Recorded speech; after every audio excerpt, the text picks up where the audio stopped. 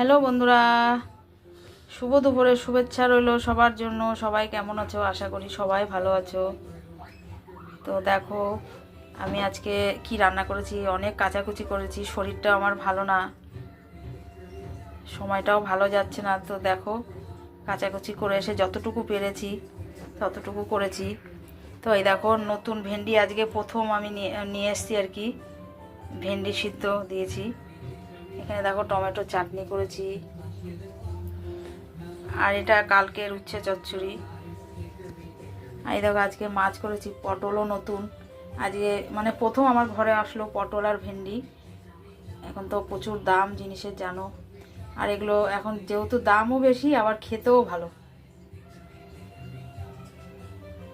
খেতেও ভালো লাগে।